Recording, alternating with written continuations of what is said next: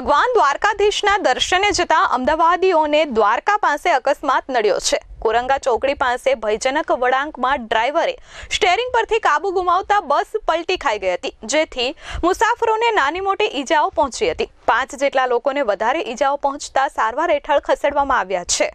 ગુજરાતમાં આજે અકસ્માતના 2 બનાવ સામે આવ્યા હતા, જેમાં પ્રથમ બનાવમાં અમદાવાદથી દ્વારકા પ્રવાસે જતી એક ખાનગી બસ દ્વારકા નજીક પલટી ગઈ હતી, જેમાં સવાર આશરે 20 મુસાફરોને નાની મોટી ઈજાઓ થઈ હતી, જ્યારે 4 થી 5 લોકોને ગંભીર ઈજા થતા જામનગર હોસ્પિટલ ખસેડવામાં આવ્યા હતા। અમદાવાદના બહેરામપુરા વિસ્તારના લોકો ગત મોડી રાત્રે બંસી ટ્રાવેલર્સની એક ખાનગી બસમાં પ્રવાસ માટે નીકળ્યા હતા। આ દરમિયાન આજે દ્વારકા દર્શન કરી પોરબંદર તરફ જવાના હતા, ત્યારે દ્વારકાથી અંદાજે 15 થી 30 કિલોમીટર દૂર કુરંગા ચોકડી નજીક ઓવરબ્રિજની બાજુમાં આવેલી ગોલાઈ પાસે 9:30 વાગ્યાના સમયે સીએનજી પંપ પાસેથી પસાર થતા સમયે અકસ્માતની ઘટના બની હતી।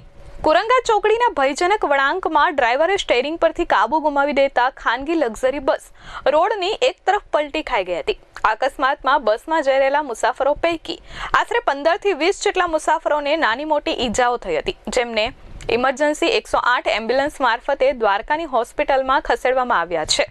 જોકે આ અકસ્માત સર્જી ડ્રાઈવર ભાગી છૂટ્યો હતો। હાલ દ્વારકા પોલીસે સમગ્ર મામલે ગુનો નોંધી તપાસ હાથ ધરી છે। Bureau report S24 news Dwarka.